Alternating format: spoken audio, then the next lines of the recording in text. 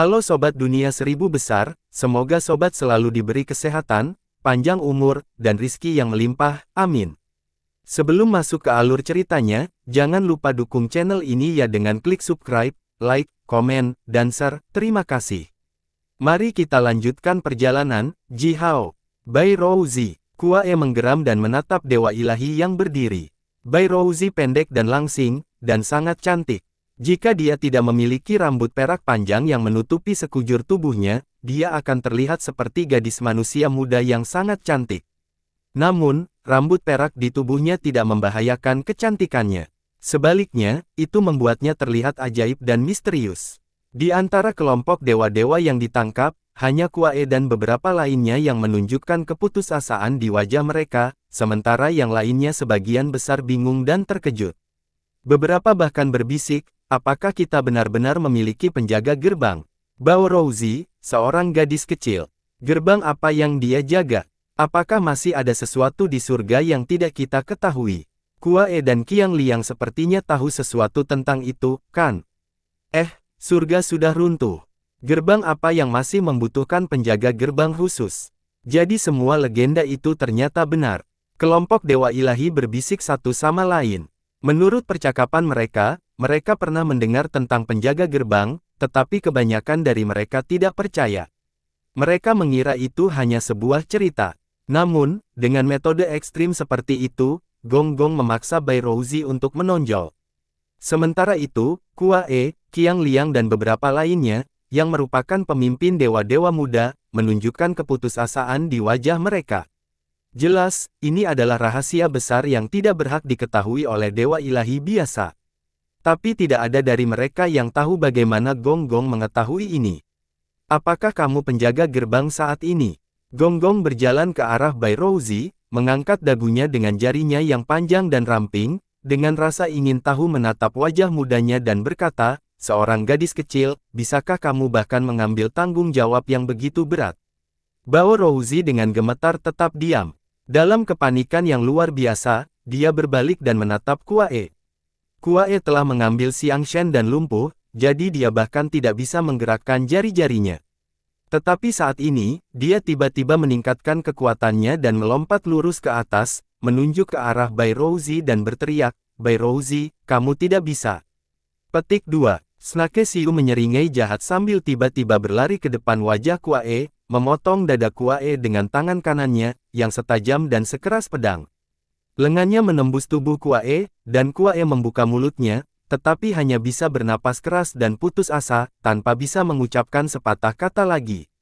Bairouzi sangat ketakutan sehingga wajahnya menjadi sangat pucat. Gonggong menunjukkan senyum hangat, mengusap kepala Bairouzi dan berkata, kamu tidak ingin Aba dan Amamu mati di depanmu, kan? Dewa, jika mereka mati, mereka akan mati untuk selamanya. Tidak ada yang akan tersisa. Kamu tidak ingin orang tuamu mati, kan? Bairouzi dengan cepat menggelengkan kepalanya.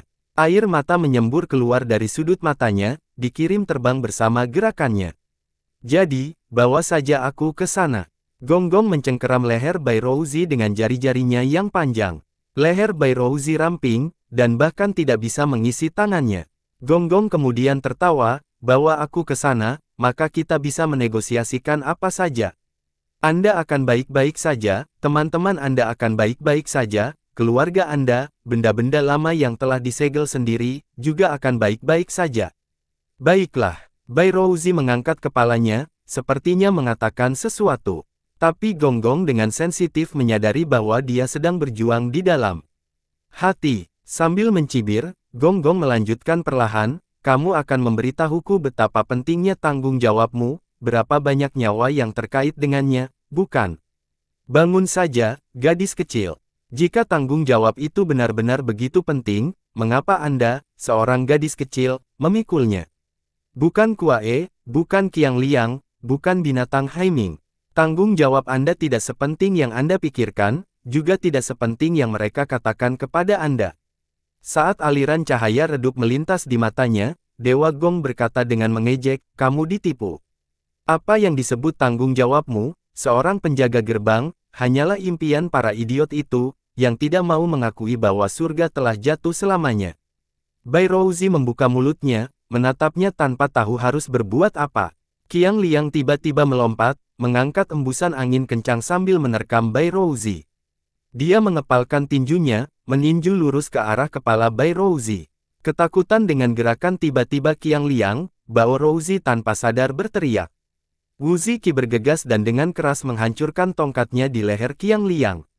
Qiang Liang mengerang teredam saat lehernya hampir patah, dan tubuhnya dikirim terbang seperti layang-layang yang patah. Dia muntah darah, berjuang cukup lama tetapi masih gagal berdiri kembali. Binatang Kaiming meraung putus asa. Aliran besar kekuatan hangat yang bersinar terang muncul dari bawah kakinya, membawanya ke atas dan memungkinkannya menabrak Bai Rouzi. River Earl tertawa kejam sambil memutar botol giok hitam yang dipegang di tangannya. Kekuatan dingin yang menusuk tulang berteriak, yang membekukan binatang Kaiming menjadi balok es raksasa. Balok es besar itu menghantam tanah. Di dalam es gelap, binatang Kaiming menggigil hebat, tetapi tidak memiliki kekuatan lagi untuk berjuang. Gadis kecil, bawa aku ke tempat yang kamu jaga. Gonggong dengan lembut tersenyum kepada Bai Rouzi dan berkata, patuhi saja. Lakukan apa yang aku katakan, sehingga kamu semua bisa hidup.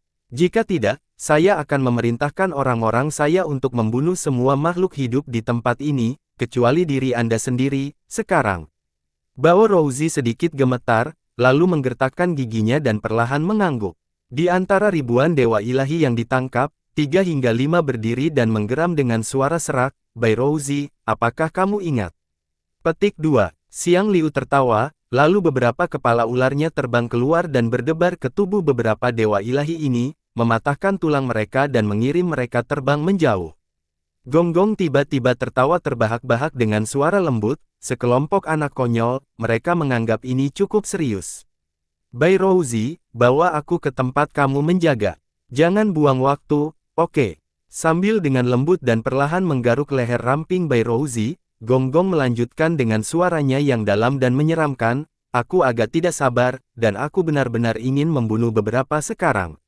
Bai Rouzi buru-buru menggelengkan kepalanya, menunjuk ke area bagian dalam surga saat dia tergagap, jangan bunuh siapapun. Tempat yang saya jaga tepat di Istana Lihen. Berhenti sejenak, Bai Rouzi melanjutkan dengan suara rendah, hati-hati, jangan patahkan rambutku dengan kukumu. Formasi sihir ilahi untuk membuka gerbang itu sangat rumit. Setiap rambut 129.600 saya sesuai dengan simbol mantra. Hanya ketika semua simbol mantra bergabung menjadi satu, gerbang dapat dibuka. Oleh karena itu, di antara seluruh surga, hanya dewa dari keluargaku yang bisa menjadi penjaga gerbang. Gonggong segera mengambil tangannya kembali, seolah-olah dia disambar guntur. Sambil tertawa malu, dia berkata, baiklah, rambutmu memang berharga. Cepat, hehe, rambutmu tidak akan rontok tanpa alasan, bukan?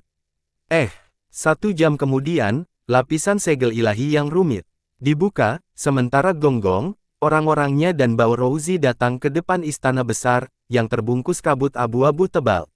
Istana ini memiliki desain gaya yang sederhana dan kuno, dan bentuknya sangat besar, tetapi tidak ada pintu atau gerbang yang terlihat, bahkan tidak ada sedikit celah di dinding.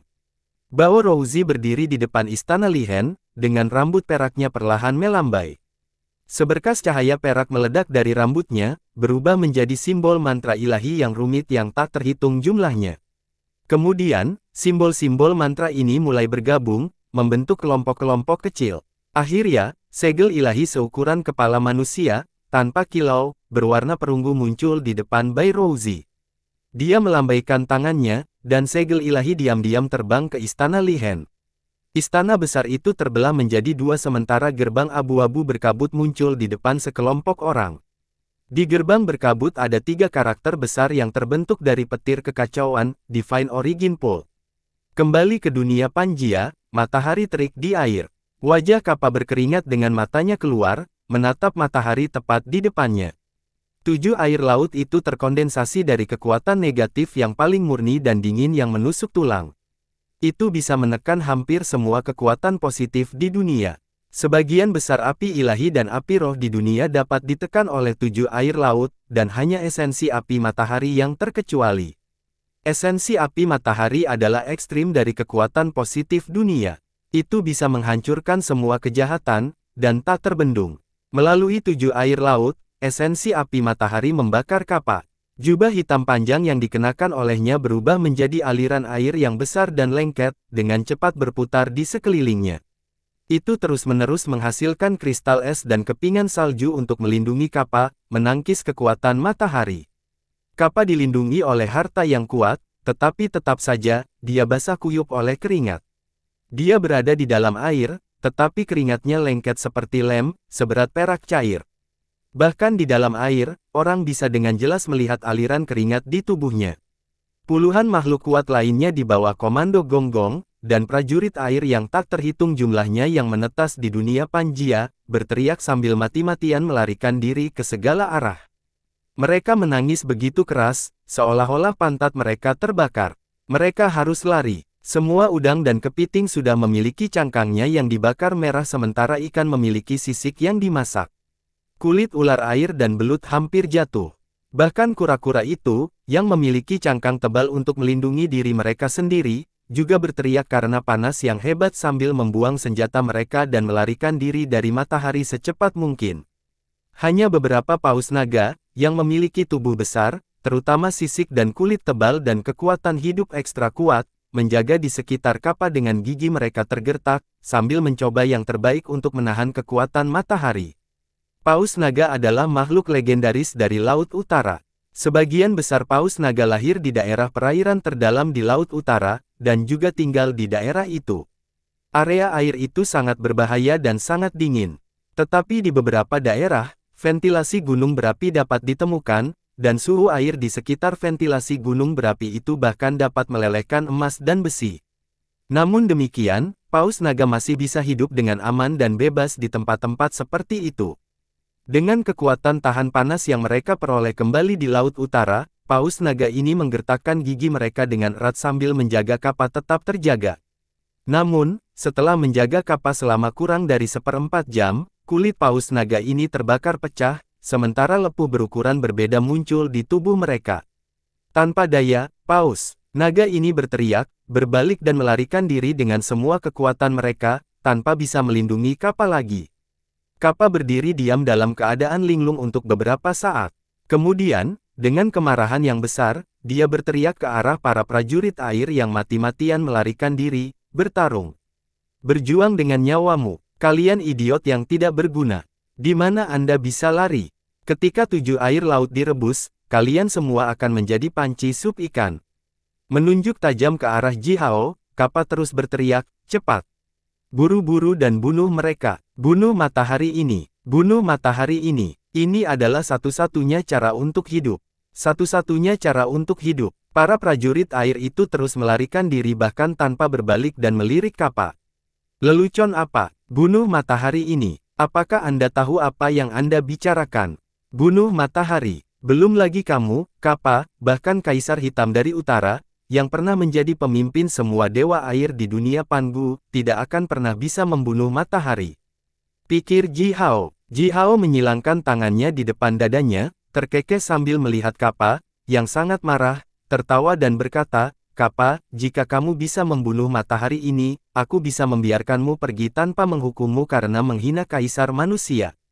Wajah Kappa bergerak-gerak. Dia memandang Jihao, lalu mengangkat kepalanya dan menggeram bergema. Tiba-tiba, kekuatan dingin yang sangat besar meraung keluar dari tubuhnya. Aliran kekuatan gelap yang besar berubah menjadi gelombang merajalela, melonjak keluar. Sementara itu, 7 air laut mulai melambai juga, bersama dengan lengan Kappa yang melambaikan. Tubuh Jihao langsung bergetar. Sungguh kekuatan yang besar, Kappa memang makhluk yang kuat, yang ada sejak era prasejarah. Dia menggerakkan 7 air laut sendirian, dan bahkan membuat matahari dunia Panjia, yang dikompresi oleh Jihao, bergetar secara intensif, yang juga mempengaruhi Jihao. Earl Yao Jihao, kamu tidak lain adalah Earl manusia. Beraninya Anda melawan keluarga Gonggong kami. Suatu hari, kalian semua akan berlutut di bawah kaki kami, menjadi budak, dan melayani kami selama-lamanya, generasi demi generasi. Kappa menggeram dengan suara yang dalam dan serak sementara asap hitam mengembung keluar dari atas kepalanya. Di dalam asap hitam, siluet makhluk air yang berbentuk aneh dan kabur yang tak terhitung jumlahnya dapat dilihat, meraung dengan marah. Dengan kasar, Kappa berteriak, "Kalian hal-hal yang tidak berguna, mengapa aku membesarkan kalian semua? Apa yang bisa Anda lakukan? Mati saja." Mengikuti suaranya, tubuh semua prajurit air yang melarikan diri berhenti di air, lalu meledak secara bersamaan. Kecuali puluhan bawahan Kappa, ratusan juta makhluk air semuanya berubah menjadi aliran darah di dalam air. Kappa menarik napas dalam-dalam, lalu semua darah mulai mengalir ke mulutnya. Darah ditelan dan diserap oleh Kappa. Secara bertahap, sisik hitam tumbuh dari kulitnya, lapis demi lapis. Segera, Kappa menjadi bola hitam, yang tertutup sisik, yang terlihat sangat aneh dan menjijikkan. Desis. Seiring dengan teriakan bergema, tubuh Kappa mulai mengembang dengan cepat, karena lebih banyak darah diserap olehnya. Dalam rentang beberapa napas, tubuhnya melebar hingga ribuan mil. Tubuhnya yang seperti bola kemudian berubah menjadi katak raksasa, yang ditutupi sisik, dan memiliki gigi tajam yang terisi di mulut. Katak itu membuka mulutnya dan melepaskan aliran asap hitam tebal, meraung ke arah matahari. Asap hitam mengandung kekuatan dingin dan kekuatan negatif yang tak terukur jumlahnya, yang berbenturan keras melawan cahaya keemasan matahari, menghasilkan suara mendesis yang keras. Sinar matahari keemasan mendorong ke depan inci demi inci, sementara asap hitam dihilangkan inci demi inci. Namun demikian, Kappa sebenarnya telah menangkis kekuatan matahari sendirian. Meskipun dia ditekan, setidaknya untuk saat ini, hidupnya tidak terancam. Pendeta Po, Pendeta Guiling, kesepakatan yang dibuat di atas pilar langit, apakah kamu masih mengingatnya? Kappa menggertakkan giginya dan berkata dengan suara bengkok, "Kalian tidak diizinkan untuk masuk ke urusan internal umat manusia, kecuali manusia menghadapi bencana yang benar-benar merusak. Meskipun saya seorang menteri gonggong, saya juga menteri kaisar manusia." Petik 2. Po tersenyum memandang Kappa dan berkata, "Oleh karena itu, adikku dan aku tidak akan pernah melangkah ke dalam pertarungan antara kamu dan Liao Jihao." Kappa berhenti, lalu melompat kaget. Tubuhnya seperti gunung, menabrak kepala Jihao. Serangan yang dia luncurkan ini mengandung kekuatan darah roh yang berasal dari ratusan juta makhluk air. Itu luar biasa dan tak terbendung. Hanya angin kencang yang dimulai dengannya hampir mematahkan semua tulang Jihao. Bagus. Jihao meraung sementara aliran cahaya redup melintas di kepalanya. Cermin ilahi Pansi diaktifkan. Tubuh besar Kappa menabrak cahaya redup. Dia tiba-tiba meledak dengan jeritan melengking saat dia diteleportai oleh cermin ilahi Pansi langsung ke matahari. Di dalam radius matahari 10.000 mil, seekor katak yang seluruhnya hitam berteriak dan berjuang. Melalui mulut, mata, lubang hidung dan telinganya, api matahari esensi terkuat di inti matahari mengebor tubuhnya, membakar semua organ dalamnya. Kappa berjuang mati-matian, berusaha menyelamatkan dirinya sendiri. Tapi Panjia akhirnya bergerak. Dia sedikit melambaikan tangannya dan mengubah 7 air laut menjadi ketiadaan. Kekuatan pertahanan terbesar yang dimiliki oleh Kappa tiba-tiba hilang. Oleh karena itu, dia tidak pernah bisa melarikan diri dari matahari. Berjuang selama setengah jam, Kappa akhirnya melolong sedih. "Berhenti, tolong berhenti. Saya, tolong berhenti untuk saat ini." Jihao mengabaikan permohonan Kappa dan meningkatkan kekuatan matahari esensi untuk terus membakarnya. Seiring dengan lolongan melengking Kappa, Kappa terjebak di inti matahari. Seluruh tubuhnya terbakar, dan setiap selnya terbakar. Kekuatan dingin yang terakumulasi di tubuhnya selama bertahun-tahun yang tak terhitung jumlahnya telah dilepaskan sepenuhnya, dan kekuatan darah roh yang besar berasal dari ratusan juta makhluk air juga telah dihilangkan. Sekarang, esensi api matahari telah membakar tubuhnya, inci demi inci. Kappa merasakan rasa sakit yang luar biasa dalam jiwa, seolah-olah jiwanya juga terbakar. Dia menangis, berteriak, bersumpah bahwa dia akan melakukan apapun yang dikatakan Jihao, dan tidak akan pernah menginginkan apapun yang seharusnya tidak dia lakukan. Pada akhirnya, ketika katak besar yang berubah dari Kappa telah menyusut menjadi setengah ukuran, Panjia bergerak dan menangkap Kappa keluar dari matahari.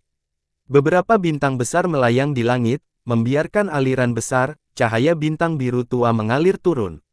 Dari kejauhan, Raungan gemuruh bisa terdengar, karena Putri Duyung dan Duyung jahat yang tak terhitung jumlahnya masih menyerang Bao Xiang dan orang-orangnya. Petir berwarna berbeda meledak bersama dengan ledakan yang mengguncang langit, dan bahkan sepertinya mengguncang seluruh dunia. Permukaan air jernih sangat tenang. Air telah mengembun menjadi platform, memungkinkan kapal untuk meringkuk di atasnya. Kapal terluka parah oleh api matahari esensi. Menunjukkan giginya yang tajam, kapal melihat Ji Hao dan berkata, "Erliao, kamu kecil. Kamu mengalahkanku dengan kekuatan luar, itu bukan apa-apa. Buka segel saya jika Anda berani.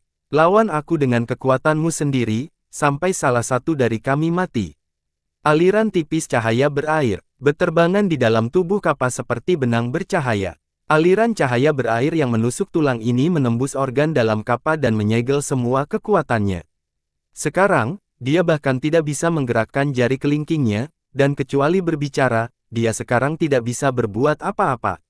Namun, setelah diselamatkan dari matahari yang menakutkan, kapal menunjukkan keganasannya lagi. Dengan marah, dia memandang Ji Hao, mencoba membuat marah Ji Hao dan membiarkan Ji Hao melawannya. Matanya berputar di dalam rongga matanya, karena dia mempertimbangkan bahwa jika Ji Hao cukup bodoh untuk membuka segelnya, haruskah dia lari saja atau haruskah dia menemukan cara untuk membunuhnya. Pan Jia tersenyum duduk di atas bunga air dan menatap kapal dengan mata menyipit. Dia memandang kapal dari atas ke bawah, dengan mata dipenuhi dengan kekejaman dan rasa ingin tahu yang samar. Kapal sangat tidak sesuai karena tatapan Pan Jia. Dia memelototi Pan Jia, tetapi tepat setelah itu, dia memikirkan barusan ketika Pan Jia dengan mudah menyegel kekuatannya, seperti raksasa yang bermain dengan bayi. Dia langsung menyadari bahwa wanita ini bahkan lebih menakutkan daripada kombinasi Po dan Guiling. Oleh karena itu, dia buru-buru berbalik dan terus menunjukkan giginya kepada Ji Hao, tetapi tidak berani melirik Pan Jia lagi. Banyak orang suka menggertak yang lemah tetapi selalu takut pada yang kuat. Di antara orang-orang ini, Kappa adalah orang yang ekstrim. Ji Hao berdiri di samping Kappa, mengutak-atik belati yang sepenuhnya transparan sambil menatapnya dengan senyum tipis. Belati itu tipis, setipis sayap jangkrik, dan ringan seperti angin. Penandai adalah harta roh yang menyertai dunia, bersinar dan kuat. Tepat di depan Kappa, Ji Hao menyerahkan belati itu kepada salah satu murid Guiling, yang paling dekat dengannya dan berkata, "Ini dia. Aku, sebagai pamanmu, tidak memiliki banyak hal baik. Ini adalah bagian kecil yang saya peroleh dengan nyaman. Ambillah." Murid perempuan itu menyeringai lebar, bahkan meremas matanya menjadi sepasang garis melengkung. Dia buru-buru mengambil alih belati itu dan dengan senang hati membelainya. Bibir Kappa bahkan berubah menjadi ungu karena kemarahan. Dia mengertakkan gigi dan berkata dengan suara dingin, "Harta karun ini dihadiahkan kepadaku oleh generasi ketiga Gonggong. Ini milik keluarga Gonggong. Nak, kamu ambil hartaku, sebaiknya kamu berhati-hati. Keluarga Gonggong kami." Petik 2. Ji Hao menginjak mulut Kappa, mematahkan setiap giginya yang tajam. Balas dendam. Saya akan mengharapkannya. Ji Hao menggelengkan kepalanya pada Kappa dengan sudut mulutnya melengkung ke atas dan berkata dengan dingin, "Tapi sebelum kamu membalas dendam, ceritakan saja, bagaimana kamu menemukan dunia Pan Jia? Bagaimana Anda bisa sampai di sini? Kamu mengumpulkan pasukan air di tempat ini, apa yang ingin kamu lakukan?"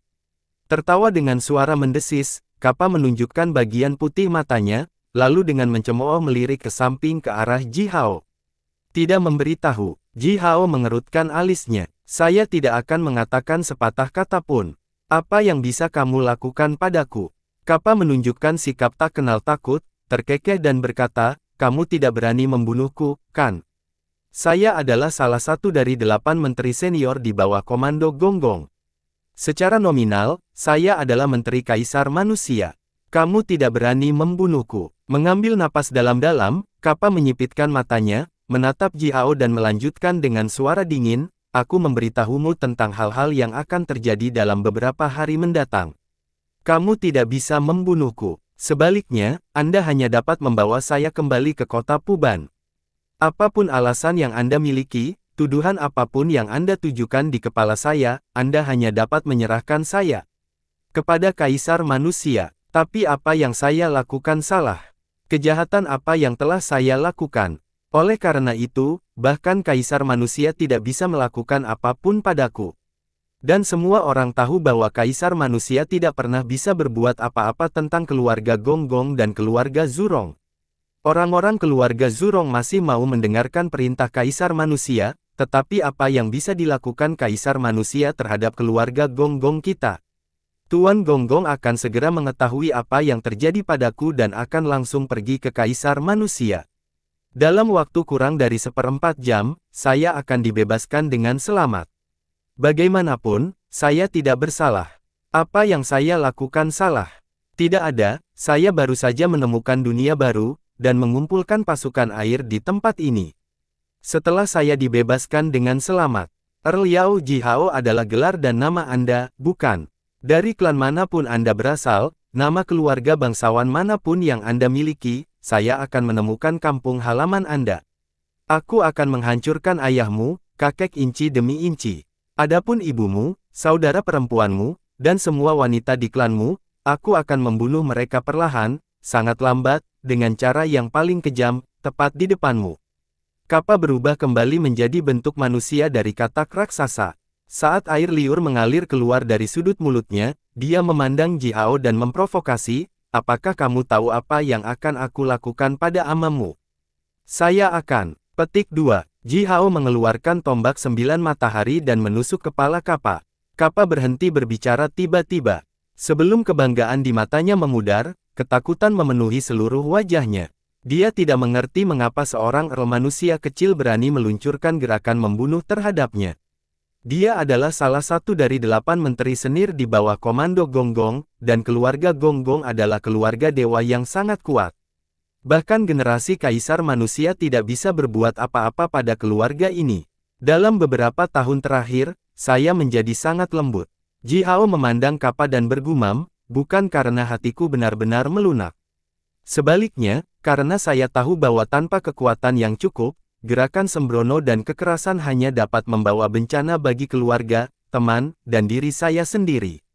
Jadi, saya telah berbaring rendah dan mengolah diri saya sendiri. Ini masuk akal, tapi sekarang, apakah menurutmu aku harus tetap berbaring dan menanggung semua ini?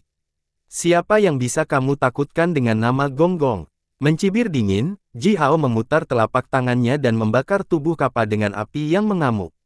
Siluet kabur yang terlihat jelas melintas keluar dari tubuh Kappa, berteriak dan mencoba melarikan diri, tetapi Jihao segera menggenggamnya. Gumpalan esensi api matahari menyembur keluar. Roh primordial Kappa berteriak melengking, menangis dan memohon, berjanji kepada Jihao bahwa dia akan menceritakan semua yang dia ketahui. Tapi tanpa ragu-ragu, Jihao membakar roh primordial Kappa menjadi sehelai abu, sedikit demi sedikit. Kappa meremehkan Jihao, dan sebagai konsekuensinya, dia meninggal. Guntur meledak tanpa akhir, saat Bao Xiang, Kong Chan dan orang-orang mereka masih diserang oleh Putri Duyung dan Duyung Jahat. Formasi sihir pertahanan baja emas sudah bergetar, sepertinya berantakan kapan saja. Mereka telah membunuh Putri Duyung dan Duyung Jahat yang tak terhitung jumlahnya, tetapi menghadapi semakin banyak Putri Duyung dan Duyung Jahat yang melonjak keluar dari setiap sudut dunia Panjia, Bao Xiang, Kong Chan dan orang-orang mereka hampir kelelahan. Jumlah Putri Duyung Jahat dan Duyung di sekitar mereka hanya tumbuh semakin besar. Jihao tidak menyebutkan orang-orang malang ini, dan Po dan Guiling juga tidak memperhatikan keberadaan mereka. Oleh karena itu, Panjia hanya tersenyum membiarkan Putri Duyung dan Duyung Jahat itu menyerang mereka. Tidak ada yang membantu mereka sama sekali. Panjia bahkan tidak memiliki rumah, dia juga tidak memiliki keluarga atau murid. Mereka hanya berdiri di permukaan air, menyaksikan Bao Xiang dan orang-orangnya melemparkan semua jenis sihir untuk melawan Putri Duyung dan Duyung Jahat itu. Menonton cukup lama, Jihao tiba-tiba mulai berbicara. Sejujurnya, Jihao memberi tahu Panjia bahwa dalam waktu dekat, beberapa temannya akan datang ke dunia Panjia. Dia juga terus terang memberi tahu Panjia bahwa orang-orang itu akan datang ke dunia ini untuk segala macam keuntungan, nyata atau tidak berwujud. Panjia menyipitkan matanya, sambil menyeringai menatap Jihao dari kepala ke derek, lalu berbalik dan menatap Po dan Guiling.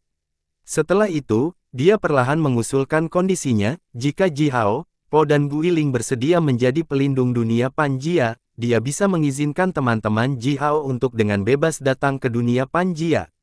Selama keberadaan dunia Panjia tidak terancam, Panjia bersedia berbagi dunia Panjia dengan teman-teman Ji Hao. Misalnya, jenis naga yang diwakili oleh Aoli, dapat mengumpulkan pasukan air di dunia Panjia. Jika mereka tidak sengaja menyiapkan semua jenis formasi sihir besar dan mengekstraksi kekuatan alam asli dunia Panjia dengan metode rahasia, Panjia tidak akan keberatan memiliki lebih banyak makhluk air, seperti ikan atau kepiting, untuk hidup di dunianya. Bagi Panjia, sejumlah makhluk air, bahkan yang non-pribumi, akan dapat menghasilkan kekuatan Dao. Jika mereka hidup, berkembang biak, mati dan bereinkarnasi, jika mereka memiliki kebahagiaan, kegembiraan, kemarahan, dan kesedihan di dunia ini, mereka akan membantu dalam meningkatkan kultivasi Dao Agung Panjia. Jika saja Putri Duyung Roh dan Putri Duyung Jahat dan Duyung yang semuanya dihasilkan oleh jiwanya sendiri, hidup di dunia ini akan terlalu sepi. Pelindung dunia, Ji Hao memandang Panjia dengan kaget. Ekornya perlahan bergoyang, dan senyumnya yang indah mengandung jejak kenakalan yang tidak bisa dilihat oleh Ji Hao. Pelindung dunia, Panjia terkekeh, saat matanya yang berbinar beralih ke Po dan Guiling. Melirik Po dan Guiling, dia berkata, jika kamu punya teman lain, dan jika mereka juga bersedia menjadi pelindung duniaku, aku tidak akan membiarkanmu memikul tanggung jawab ini tanpa alasan. Tetap diam beberapa saat, Panjia dengan serius mengangguk dan berkata, saya akan menghilangkan semua kekuatan alam di dunia ini, kecuali kekuatan air. Hanya tenaga air paling murni yang dapat tetap ada di dunia ini. Meski ekstrim, itu akan menghasilkan kemungkinan yang tak terhitung jumlahnya. Cukup banyak bahan alami langka dan berharga serta ramuan ajaib dengan tenaga air yang sangat murni akan muncul di dunia ini. Hal-hal itu tidak akan berguna bagiku, tetapi aku bisa memberikannya kepadamu sebagai hadiahmu. Bahan alami dan ramuan ajaib dengan tenaga air yang sangat murni. Ji Hao menyeringai. Dia mengejar Dao matahari yang agung. Oleh karena itu, bahan alami dengan tenaga air tidak akan berguna baginya. Namun, banyak temannya yang membutuhkan hal-hal itu, seperti Yumu. Bagaimanapun, sifat kekuatan Yumu agak dekat dengan air. Po juga menyeringai. Sebagai kakak laki-laki dari Guiling dan Ji Hao, dan murid tertua Yuyu, berkali-kali, kata-katanya bahkan bisa mewakili Yuyu sendiri. Merenung sejenak, Po memandang Panjia dan menjawab dengan serius, kamu percaya pada kami, yang merupakan kehormatan dan keberuntungan kami. Karena Anda sudah memberikan tawaran Anda, temanku, kita harus membuat kesepakatan ini. Di masa depan, jika Anda pernah menghadapi bahaya atau bencana, temanku, kami pasti akan datang untuk membantu, dengan kemampuan terbaik kami. Berhenti sejenak, Po menyeringai dan membungkuk dalam-dalam kepada Panjia dan melanjutkan, sekarang aku sudah meminta bantuanmu. Panjia menyeringai, dan bahkan matanya berubah menjadi sepasang garis melengkung. Dia berbalik, menatap Bao Xiang, Kong Chan dan 16 pembudidaya lainnya di sisi mereka, yang sudah basah kuyup oleh keringat, dan terengah-engah dengan keras dan cepat. Tubuh mereka semua bergetar intens, karena formasi pertahanan baja emas akan runtuh. Tidak perlu menjelaskan, aku mengerti. Panjia terkekeh, lalu dengan lembut bertepuk tangan. Seketika, awan pusaran gelap muncul di atas kepala Bao Xiang dan rakyatnya. Petir hitam diam-diam menyilaukan keluar dari awan dan perlahan turun seperti boa yang menggeliat ke arah mangsanya. Bao Xiang dan Kong Chan meraung secara bersamaan. Mereka sudah kelelahan. Oleh karena itu, sebelum mereka bisa mengaktifkan harta yang menyelamatkan nyawa mereka, petir hitam menghantam tubuh mereka, membuat rambut halus mereka berdiri dan aliran asap hitam keluar dari tubuh mereka. 18 dari mereka dipukul. Setelah itu, Ji Hao menginjak awan dan terbang sambil tertawa keras. Dengan cepat, dia menelanjangi 18 orang itu dan mengambil setiap harta mereka. Bahkan harta roh mereka, yang telah dipelihara oleh roh primordial mereka dan tersembunyi jauh di dalam tubuh mereka, digali oleh Ji Hao dengan metode rahasia di bawah bimbingan Po. Jika Panjia dan Guiling tidak ada di tempat kejadian, Ji Hao akan merobek selembar kain terakhir dari tubuh mereka dan membuat mereka benar-benar telanjang, tanpa ada yang tersisa untuk menutupi tubuh mereka. Setelah merampok orang-orang malang itu, Ji Hao, Po, dan Guiling kemudian memulai percakapan panjang dengan Panjia. Mereka merencanakan dan mengatur serangkaian hal. Setelah itu, Ji Hao dan pembudidaya lainnya membungkuk dan mengucapkan selamat tinggal kepada Pan Jia. Saat aliran cahaya keemasan menyilaukan ke langit, jembatan emas langit dan bumi membungkus Ji Hao dan pembudidaya lainnya, bersama dengan Bao Xiang dan orang-orangnya, yang semuanya pingsan. Itu terbang ke langit, melintas dan segera meninggalkan dunia Pan Jia, menghilang dalam kehampaan yang luas. Pan Jia berdiri di atas awan gelap tebal dengan kepala terangkat, melihat kemana Ji Hao dan yang lainnya menghilang dengan linglung. Beberapa saat kemudian, dia bergumam pada dirinya sendiri, aku merasakan kekuatan Gu dan spirit Wa dari mereka. Apakah mereka dari dunia yang diciptakan oleh Gu? Apakah Gu akhirnya membuat langkah itu? Apakah dia berhasil? Dunia besar dengan rahasia penciptaan yang tak ada habisnya. Ah, aku iri dengan kekuatan Gu. Rohwa, aku sudah bertahun-tahun tidak melihatmu. Apakah Anda ingat saya? Saya Roh Jia. Saat itu, kami berjuang untuk bertahan hidup dalam kekacauan, bersama-sama. Ji Hao dan beberapa anak lainnya, mereka melakukan perjalanan melintasi kekacauan dan datang ke tempatku, membantu rohku yang sejati muncul kembali. Apakah ini kebetulan atau? Petik 2. Dalam kekacauan, jembatan emas bergerak maju dengan cepat. Berdiri di jembatan emas, Ji Hao mengutak-atik alu emas yang dia ambil dari Bao Xiang. Sambil tersenyum memegang alu emas, Ji Hao berkata, Saudara Po, Saudari Guiling, saya yakin, dengan 10.000 tong anggur, saya tahu apa yang ingin dilakukan Gonggong. Karena aku tahu apa yang ingin dia lakukan, aku harus kembali ke Gurun Selatan terlebih dahulu, untuk membawa Ama dan anggota klanku ke kota Gunung Yao.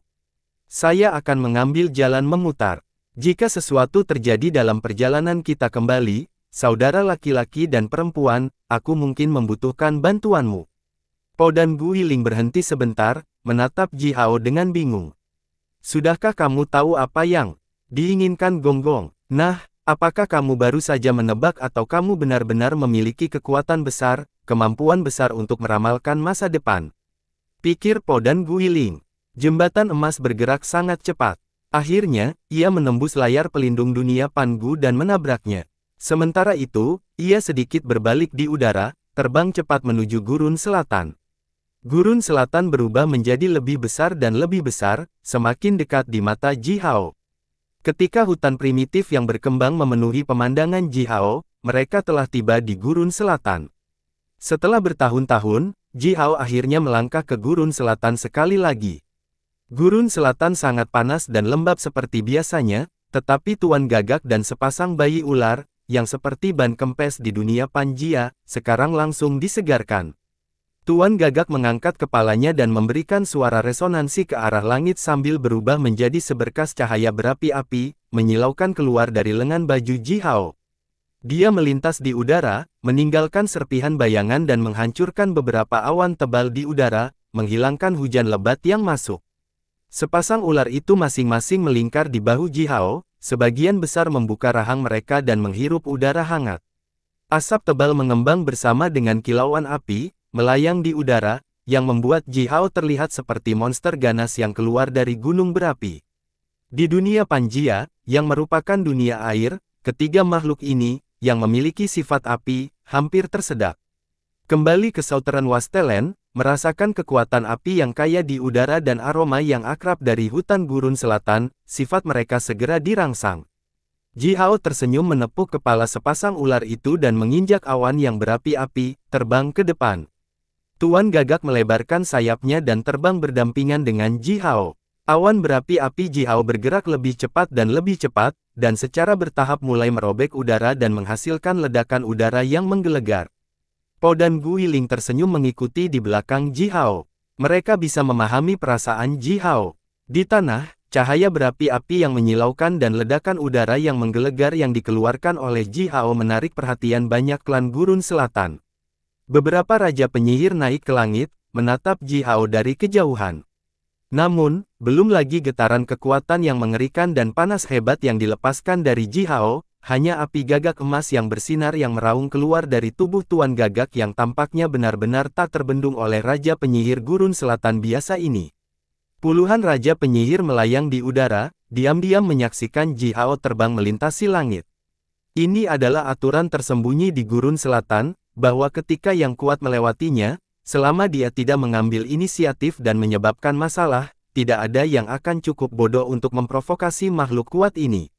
Bagaimanapun, ini adalah hutan Gurun Selatan, tempat yang diperintah oleh tinju dan darah. Gold Black Mountain tepat di depan, tetapi segalanya jauh berbeda dari belakang ketika Ji Hao pergi. Lebih dari 100 gunung terapung berukuran berbeda telah melayang di sekitar Gunung Hitam Emas. Banyak rantai besi setebal tangki air yang telah bersinar dengan cahaya berapi-api terang telah mengikat gunung terapung ini, memperbaikinya di udara. Pegunungan terapung ini berjarak puluhan ribu meter dari tanah. Di pegunungan ini terdapat potongan besar kebun herbal, dengan semua jenis ramuan Gurun Selatan ditanam di dalamnya. Ini adalah musim untuk ramuan roh yang disebut, ekor capung kepala putih, untuk mekar. Gunung terapung besar sepanjang 100 mil seluruhnya tertutup bunga putih setebal kacang-kacangan, sepanjang jari. Embusan angin bertiup dari udara dan membuat lautan gelombang mekar jenis unik. Ini, yang tampak seperti capung putih susu yang tak terhitung jumlahnya terbang di langit. Serbuk sari putih yang berkilauan melayang di sepanjang angin dan menutupi setengah kecil gunung hitam emas, seperti hujan putih yang berkilauan. Serbuk sari dari ramuan roh ini dapat memperkuat darah roh dan kekuatan hidup, dan merupakan bahan utama untuk sup penguat tulang, sup pengerasan tubuh, dan obat-obatan ajaib lainnya yang sering digunakan di Gurun Selatan, dan agak bergizi bagi semua jenis makhluk hidup. Serbuk sari melayang ke bawah dan membuat gagak yang tak terhitung jumlahnya naik ke langit dari hutan Murbei di bawah Gunung Hitam Emas. Gagak besar dan kecil berkumpul bersama sambil berdesir ke langit seperti awan gelap yang sangat besar. Mereka membuka paruh mereka dan menghirup serbuk sari putih sebanyak yang mereka bisa. Kau, dari kejauhan, Tuan Gagak menunjukkan bulu emas dan 3 cakarnya. Getaran kekuatan kuat yang tidak lebih buruk dari getaran kekuatan yang dilepaskan dari Raja Penyihir manapun menyebar dari tubuhnya. Sementara itu, awan api Gagak emas naik ke langit. Kau cerah dan bergema mencapai langsung ke udara dan menghancurkan beberapa awan tipis. Dari Gold Black Mountain, dari garis lurus pohon Murbei yang sangat besar dan menjulang tinggi, ratusan burung gagak raksasa berwarna merah api terbang. Mereka berteriak dengan cerah, menanggapi Mer. Crow, sambil dengan cepat mendekat bersama dengan hembusan angin panas yang terik. Mer. Crow dengan bersemangat bergegas dan bergabung dengan gagak raksasa itu. Kelompok gagak besar, yang memiliki lebar sayap lebih dari 300 meter, dengan senang hati melolong panjang dan bersemangat. Mereka mengepakkan sayap mereka dan bergegas ke langit, membentuk lingkaran sambil dengan cepat berdesir dan melayang di udara. Saat ini, dari gerakan mereka, siapapun bisa merasakan kebahagiaan yang tulus di hati mereka. Garis keturunan Mer. Crow telah berubah total. Di bawah kultivasi murah hati Ji Hao, dia sekarang telah menjadi gagak emas berkaki 3 darah murni. Rasa kekuatan yang dilepaskan dari tubuhnya membuat semua gagak di klan gagak emas memujanya, karena itu adalah rasa paling murni, garis keturunan paling orisinal dari jenisnya. Cukup banyak gagak betina meremas Mer. Crow dan menggosok tubuhnya sambil bercabut, dan orang bisa merasakan niat hangat yang tak terlukiskan dari suara cerah mereka. Ini belum musim semi. Ji Hao mengangkat kepalanya dan melirik ke langit. Memang, ini bukan musim semi. Apa yang terjadi dengan Mer? Crow dan beberapa gagak betina. Tapi, baiklah, Mer. Crow sekarang adalah gagak emas berdarah murni. Keturunannya juga akan memiliki garis keturunan yang sangat kuat. Dalam hal ini, biarkan dia bersenang-senang dengan gagak betina itu dan membuat beberapa bayi gagak. Meninggalkan Tuan Gagak, Ji Hao melintas di udara, membawa aliran cahaya keemasan dan terbang menuju Gunung Hitam Emas.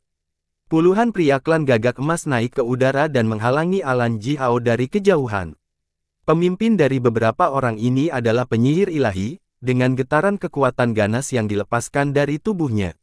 Melihat Ji Hao, dia menggeram bergema, siapa yang kembali?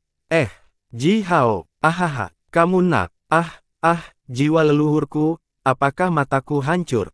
Kamu adalah penyihir ilahi sekarang. Ji Hao merentangkan tangannya dan bergegas ke penyihir ilahi itu sambil dengan senang hati berteriak, Paman Jimo.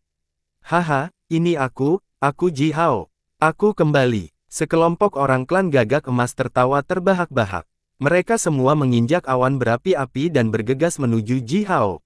Lengan berotot yang tak terhitung jumlahnya menghantam kepala dan punggung Ji Hao, memukul dada dan bahunya. Orang-orang gurun selatan ini tidak pandai berbicara. Sebaliknya, mereka hanya bisa mengekspresikan kebahagiaan di hati mereka dengan bahasa tubuh yang paling ganas. Anak terbaik di klan Gagak Emas kita kembali. Jimo tertawa terbahak-bahak sambil menamparkan punggung Ji Hao dengan keras, menyebabkan serangkaian ledakan keras dan teredam terhadap tulang Ji Hao. Untungnya, Ji Hao sekarang adalah penyihir ilahi juga, dan kekuatan fisiknya bahkan lebih baik daripada Jimo sendiri. Jika yang ditampar oleh Jimo adalah salah satu dari anak-anak lain di klan Gagak Emas, Jimo akan menamparkan anak malang itu menjadi pai daging. Po dan Guiling berdiri jauh, menatap Ji Hao, yang dikelilingi oleh puluhan pria berotot. Mereka terkejut, sungguh cara menyapa yang penuh gairah, ini juga menakutkan. Lebih dari 100 lengan kokoh menggerakkan tubuh Ji Hao. Apakah mereka menyambut Ji Hao pulang atau mencoba menghancurkan Ji Hao, lalu membuatnya menjadi kue? Sebelum Jimo dan yang lainnya melampiaskan kebahagiaan dan kegembiraan mereka sepenuhnya, bola awan berapi-api meraung dari selatan. Dari awan yang berapi-api, kepala naga besar mengulurkan tangan, melirik Ji Hao dengan mata radius 100 meternya, lalu mulai berbicara dengan suara gemuruh, apakah Liao Ji Hao kembali? Kamu, itu benar, tuanku mengundangmu. Tuanmu, Zurong. Ji Hao berhenti. Dia baru saja tiba di Gold Black Mountain. Bagaimana Zurong mengetahui bahwa dia telah kembali? Bersambung.